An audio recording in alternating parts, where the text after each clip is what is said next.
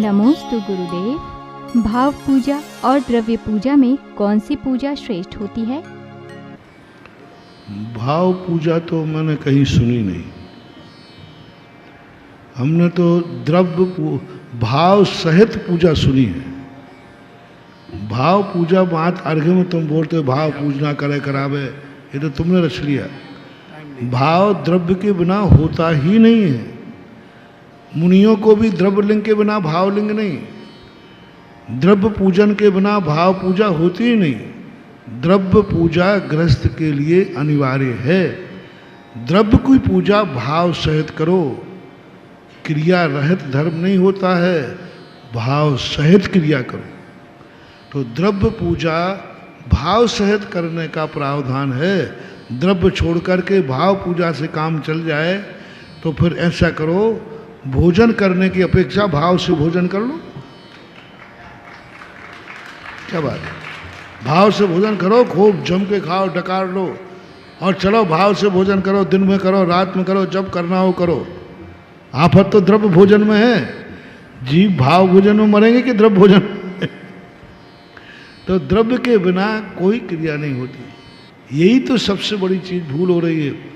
संसार के कार्यों में व्यक्ति द्रव्य के बिना भावों में संतुष्ट नहीं होता। परमार्थ के कार्यों में कहते अपन तो भैया भाव शुद्ध रखते हैं, द्रव्य नहीं। ये सब बहाना है, ये सब बहुत बड़ा बहाना। द्रव्य के बिना भाव होते ही नहीं शुद्ध, ऐसा नियम है। नमोस्तु गुरुदेव। आगम के अनुसार मानव सहित विमान क्या चांद पर जा सकता है? आगम के अनुसार तो नहीं जा सकता। आगम के अनुसार चंद्रमा का स्वरूप ही भिन्न है। वो तो देवताओं का घर है। अब विज्ञान कहाँ जा रहा है, कहाँ पहुँच रहा है, ये हमारे ज्ञान का विषय नहीं है। प्रत्यक्ष रूप से जाकर के वो क्या स्थिति कर रहा है हमें दिखा रहा है, कंप्यूटर में दिखा रहा है। ये सब उनका फिट किया हुआ है। अब उनके फिट किया हुआ विज्ञान कभी प्रमाणिक नहीं हो सकता, क्योंकि विज्ञान आज प्रमाणिक है, कल वही अप्रमाणिक कर देगा। सैकड़ों वर्षों तक चलता रहा कि चंद्रमा एक है। अब वही दुनिया थी, वही चंद्रमा घूम रहे थे। अब कहने लगे चंद्रमा दो है। हम दो चंद्रमा मांगते थे तो कहते झूठा है, शास्त्रों में झूठा लिखा है, दो चंद्रमा होते ही नहीं। सारे विज्ञानों ने खोल लिया चंद्रमा एक है। अब वही कहने लगे चंद्रमा दो है। तो वो इनकी स्थितियां धीरे धीरे करके आगे आगे क्या होती हैं, आगम के अनुसार चंद्रमा पर नहीं पहुंच सकता है। अभी तो दूरी में अंतर है। विज्ञान चंद्रमा को पहले मान रहा है, सूर्य बाद में है। जैन दर्शन कहता है सूर्य पहले है, चंद्रमा बाद में है। दूसरा विज्ञान मान रहा है कि पृथ्वी घूमती है, सूर्य स्थिर है। सूर्य अपनी परिधि पे ही घूम रहा है, लेकिन पृथ्वी आदि जो हैं ये सूर्य के चक्कर लगा रहे हैं। तो बहुत सारे मतभेद हैं। नमोस्तु गुरुदेव। दीक्षा के समय मुनियों के नाम कैसे तय होते हैं और नाम के पीछे सागर शब्द का प्रयोग क्यों किया जाता है? बेटा, जब बच्चे का जन्म होता है तो नाम तय करने में मम्मी पापा की इच्छा होती है, सिंटू रख दें चाहे पिंटू रख दें। इसी प्रकार दीक्षा के समय लेने वाले को कोई पता नहीं रहता। गुरु जो नाम उसके मुख से निकल जाता है वही वह नाम का प्रसिद्धि हो जाता है। इसलिए वो निर्णय गुरु के आधार पर होता है, जैसे आप लोगों के निर्णय माता पिताओं के आधार पर होते हैं। रही बात उसके साथ सम्मान सूचक शब्द लगाने की, आप लोगों के साथ भी सम्मान शब्द था। कोई ना कोई गृहस्थ के नाम के साथ कुमार, चंद आदि लगते थे। अब आजकल फैशन चल गई है, बिना पूछ का कुमार हटा दिया। इनके साथ कुमारी, बाई कुछ ना कुछ लगता था, लेकिन तुम लोगों ने सम्मान सूचक शब्द हटा दिए। अभी हम लोग अभी प्राचीन परंपरा में हैं कि हम लोग नाम के साथ कोई ना कोई सम्मान शब्द जोड़ते हैं। सागर हो, नंदी हो, प्रभ हो, ये सम्मान सूचक शब्द कहलाते। नमोस्तु गुरुदेव। क्या हमें अपने जीवन में किसी घटना का आभास हो सकता है? अभी जिज्ञासा के बीच में कहा था कि दुनिया की ऐसी कोई भी घटना नहीं है जो पूर्व संकेत न मिलता हो। कोई भी कार्य होगा, जो भी कार्य होता है उसका पूर्व संकेत नियम है, उसमें कोई ना कोई अब वो पूर्व संकेत हम पकड़ पाएँ या ना पकड़ पाएँ, हम समझ पाएँ या ना समझ पाएँ, लेकिन होता है। अपनी ज़िंदगी में जो भी घटना घटने वाली है वह उसके बाद में उसको नियम से आभास हो जाता है और आभास की स्थितियाँ बनती हैं। हम उसको केयर नहीं करते, वो बात अलग है, लेकिन संकेत तो मिलता है। और कई बार हमें झूठा आभास भी हो जाता है क्योंकि हम सही नहीं पकड़ पाए, लेकिन कोई कारण से हम भयभीत हो गए। तो ऐसा हो सकता है, कोई बड़ी बात नहीं। अब तकलीफ़ तो मैंने कहा ना, तकलीफ़ तो हमारी मान्यता का नाम है। वो जो चला गया वो तकलीफ़ नहीं दे रहा है, जो घटना घट चुकी वो तकलीफ़ नहीं दे रही है। हमारी धारणा, हमारी मान्यता हमें ज़िंदगी भर दुखी करती रहती है। तो हमें अपनी मान्यता को नकारना पड़ेगा। वो चला गया, हम चले गए, कोई मतलब नहीं निकलता। जिसकी घटना की पुनरावृत्ति नहीं हो सकती उस संबंध में मन में सोचना हमारी ही कमी मानी जाती है। नमोस्तु गुरुदेव। मैं मृत्यु के समय अपने पति के अंतिम दर्शन नहीं कर पाई थी, तो मुझे कौन सा दोष लगेगा? अच्छा जो अंतिम दर्शन नहीं कर पाए। हमारे शास्त्रों के अनुसार तो ये लिखा है कि जिस व्यक्ति का अपन अंतिम दर्शन न करें और न करावें, समझ लेना यही सबसे बड़ा उपकार है। मरते समय तुम्हारा दर्शन करते वो तुम, तो हो सकता था तुम्हारे प्रति उनका कोई प्रेम भाव, राग भाव जागता था, तो उनकी गति और बिगड़ जाती। अच्छा रहा दर्शन नहीं किए। तो में आया कि जब मरणासन में व्यक्ति होता है तो परिचित वालों को उसके पीठ के दर्शन कराओ। ओह, कितनी बड़ी बात की। संलेखना होती है ना, तो आप लोग घर वाले आते हैं, तो शास्त्र में लिखा कि घर वाले सामने आए और उसने देख लिया, उसके मन में राग भाव जाग गया, द्वेष कोई जाग गया, तो उन्होंने कहा किस समय उसके पीठ लेकर करवट लेके लेटा हो सर छपक, तब परिवार वाले आए, पीठ के दर्शन कर लो। क्योंकि पीठ का दर्शन करने में तुम्हारी संतुष्टि नहीं है, तुम्हें तो अभी जिंदा रहना है, कबाड़ा तो मरने वाले का है। उनका पुण्य का उदय था जो तुम्हें दर्शन मरते समय नहीं दिया, ये उनके पुण्य का उदय था। इसलिए अच्छा मानो कि उनका भला हो गया, अब विकल्प छोड़ दो। नमोस्तु गुरुदेव। हमें अपना जीवन लग्जरी तरीके से जीना चाहिए या साधारण तरीके से? कर्ज लेकर के। पहली बात तो यदि तुम ईमानदार हो, सब कुछ ईमानदार हो, तो लग्जरी जीवन जीवन में कोई बाधा नहीं है। लग्जरी जीवन कोई पाप जीवन नहीं है। लग्जरी जीवन का अर्थ था सुविधा भोगी, अय्यासी नहीं है। सुविधाएं, अनुकूलताएं। चक्रवर्ती भी रथ में बैठता था, हाथियों पर बैठता था। तीर्थंकर भी हाथियों पर बैठे, रथ पर बैठ करके उन्होंने सुविधाओं को अंगीकार किया। तो ऐसी बात नहीं है कि सुविधाएं, लग्जरी जीवन अहितकारी हो। और जहाँ तक बात रही दिखावे की, तो ये तो अनादिकाल से चला आया। कहीं ना कहीं तो हमें दिखावा करना ही पड़ेगा। नैतिकता सभ्यता है। व्यक्ति स्वयं रूखा खा लेता है, लेकिन मेहमान आता है तो पड़ोसी से मांग करके भी पूरी बना लेता है। ये दिखावा नहीं है।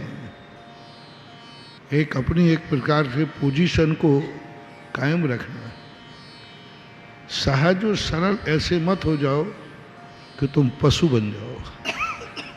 लोग सहज और सरल को पशुता का रूप दे रहे हैं। जैसे पशु सरल सहज होता है, कोई दिखावा नहीं करता, कोई मायाचारी नहीं करता, जो जहाँ जैसा करना है वैसा करता है। ये सहजता सरलता नहीं है, ये पशुता है। और जहाँ विवेक होता है सभ्यता कहलाती है। और सभ्यता के अंतर्गत आता है। घर में रहेगा तो वह कपड़े अंडर या बनियान लुंगी पर भी घूमेगा, लेकिन बाजार आएगा तो उसमें नहीं घूमेगा। ये पाप नहीं है, ये दिखावा नहीं है, ये सभ्यता है। घर में है तो एक टावर लपेटी बनियान बेल्ली सैंडो बनियान पहने हैं, चल जाएगा कि नहीं? लेकिन बाहर निकलेगा तो पैंट पहनेगा, वो भी धुला हुआ पहनेगा, प्रेस करके पहनेगा। ये दिखावा नहीं है, ये सभ्यता है। और सभ्यता को हम नहीं नकार सकते। सुबह उठेगा, बाहर जाना है, दर्पण देखेगा, मुंह धोएगा, ठीक रहेगा। ये दिखावा नहीं है, ये सभ्यता कहलाती है। तो लोग इसको समझ नहीं पा रहे। एक तो सरल और सहजता के नाम पर कई लोग पशु बन गए। जैसे एक दार्शनिक हुआ है जिसने सरलता पर, दार्शनिक नहीं है, दार्शनाभासी है, रजनीश ने सरल और सरलता को इतना सरल सहज बना दिया कि उन्होंने पशु ही बना दिया। उन्होंने कितनी बड़ी बात कही। उन्होंने कहा तुम किसी को मारने का भाव कर रहे हो और आज 6 महीने से चल रहा है, उसको कम मारो कम मारो। तो बोले 6 महीने तक मारने के भाव की अपेक्षा एक दिन निपटा दो ना, बात खत्म हो जाए। एक दिन निपटा दो। तुम उपवास किए हो, प्यास लग रही है, अब पानी पानी पानी याद आ रहा है, रात में भी याद आ रहा है, इससे अच्छा 2 गिलास पी लो ना, झगड़ा खत्म। जैसे आपने उपवास किया तो प्यास लगेगी कि नहीं? रात में स्वप्न में भी आ सकता है। वो कहता है देखो 24 घंटे तक तुम्हें पानी पानी में झूल रहे हो, प्यास लग रही है, इससे अच्छा है प्यास लगी 2 गिलास पी लो, शांति से घर्राटे लेके सो ना, खत्म हो जाए। ये सरलता सहजता नहीं है, ये पशुता है। मैं पूछता हूं कि एक व्यक्ति 6 महीने तक किसी को मारने का भाव कर रहा है और जिंदगी भर करता रहा मारने का भाव, और एक ने सरलता सहजता के कारण कहा उसका मर्डर कर दिया। दोनों में से श्रेष्ठ क्या है? जिंदगी भर मारने का भाव करता रहा और एक ने निपटा दिया। 302 धारा किस पर लागू होगी? और जिंदगी भर मारता रहा वो, कोई धारा लागू नहीं। जिंदगी भर तुमने मारने का भाव किया तो तुमने तो ये अपना हित किया, सामने वाले की जिंदगी तो सुरक्षित रही। और यहाँ तो तुमने तो जो किया सो किया, सामने वाले को भी मिटा दिया। इसलिए हमने एक बार कहा था ना, बिना मन के कैसे भी करके तुम्हारा 100 बार किसी को मन का मारने का भाव हो, कभी तन से मत मारना। तुम्हारे 100 बार मन से पाप करने का भाव हो, तन से मत करना। क्योंकि मन से करने में हमारी खुद की ही जिंदगी बिगड़ती है और तन से करने में सामने वाले की भी जिंदगी बिगड़ जाती है। इसलिए अच्छा है, ठीक है, हम लोग ये कहते हैं कि भाई मन से ज़्यादा पाप होता है, लेकिन जब हम व्यवहारिक सभ्यता की दृष्टि में देखते हैं तो कानून कहता है मन से तुमने भली 100 बार मारा हो, हम उसे कोई अपराध, कोई धारा लागू नहीं करेंगे, लेकिन यदि तुमने तन से मार दिया तो जेल होगा। इसलिए सरलता और सहजता को सभ्यता से बाहर मत करो। सभ्यता एक नैतिकता बहुत बड़ी चीज़ है। हमारे शास्त्रों में कहा तन से भ्रष्ट हुए व्यक्ति को कोई प्रतिक्रमण प्रायश्चित नहीं है, उसकी पुनः दीक्षा है। और मन से भ्रष्ट हुआ भक्ति आई एम सॉरी प्लीज कह के सुधर गया। मन से बिगड़ा था, साहब मैंने तुम्हें मारने का भाव किया था, आई एम सॉरी प्लीज, निपट गया नहीं है। और मर्डर करने के बाद कहा अरे साहब मेरे से गलती हो गई, आई एम सॉरी प्लीज, अब काय की सॉरी प्लीज। तो हमारे यहाँ दंसन भट्टा भट्टा दर्शन भट्टर से नथी निबाणम सिजंती चरित्र भट्टा, हमारे बहुत अच्छी पूजवर गुण है। दर्शन से जो भ्रष्ट हो गया उसको कभी सीज नहीं सकता, और चारस से जो भ्रष्ट हो गया वो सीज ही सकता है। आई एम सॉरी प्लीज कह करके पुनः अपने मन में हो सकता है। ऐसा नमोस्तु गुरुदेव। सामान्य श्रावक को मोक्ष पद प्राप्त करने के लिए क्या पुरुषार्थ करना चाहिए? हर श्रावक के लिए हमारे यहाँ कानून है। मोक्ष मार्ग की प्रवृत्ति के लिए श्रावकों के जो भेद कहे हैं, अपनी शक्ति अनुसार उनका पालन करना चाहिए। सबसे पहले षड आवश्यकों का पालन करना चाहिए। षड आवश्यक के बिना वो जैन श्रावक कहलाने लायक ही नहीं। योगेंद्र स्वामी ने परमात्म प्रकाश के अंतर्गत लिखा कि जो अपने आवश्यकों को ही नहीं करता है वो महान पापी है। महापापी शब्द का प्रयोग किया परमात्म प्रकाश में, कि जो 6 आवश्यक जो आपके कहे गए आवश्यकों का पालन नहीं करता तो उसको महापापी की संज्ञा दी। और महापापी का अर्थ होता है मिथ्यात्वी। उज्ज्वल ब्रह्मदेव सूर्य ने उस महापापी की परिभाषा दी मिथ्यात्वी। वो नियम से मिथ्या दृष्टि है। तो सर्वप्रथम षड आवश्यकों का पालन करना चाहिए।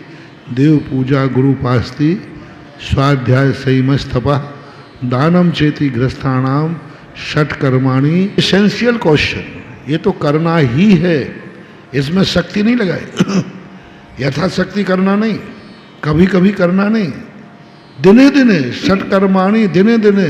और गृहस्थ को कहा है, वृत्ति को नहीं। कई लोग मानते हैं तो प्रतिमाधारी के नियम है महाराज, देव पूजा, गुरु उपासना आदि। नहीं, प्रतिमाधारी के तो किसी प्रतिमा में ये है ही नहीं। ये तो प्रतिमाओं के पालन करने के पहले अविरत सम्यक दृष्टि की बात कही। अविरत सम्यक दृष्टि, जैन कुल में उत्पन्न होने वाला श्रावक इन षड आवश्यकों का पालन अनिवार्य है। कोई बहाना नहीं, कोई शक्ति नहीं, बल्कि यहाँ तक कहा गया है, वहाँ तो नहीं कहा, लेकिन ऐसी परंपरा है जिस दिन जो आवश्यक छूट जाए उस दिन वह व्यक्ति उपवास कर लेता है। जैसे आप लोगों ने देखा होगा, पुराने लोग सम्मेद शिखर की वंदना करने जाते थे गाड़ी से, और एक दिन भगवान का दर्शन नहीं होता था तो उपवास कर लेते थे। जिस दिन षड आवश्यक में से कोई आवश्यक न कर पाए तो उसका एक ही, आज मैं अन्न जल का ग्रहण करूंगा। यही सबसे पहले दृढ़ता, संकल्प शक्ति जैन श्रावक की होना चाहिए।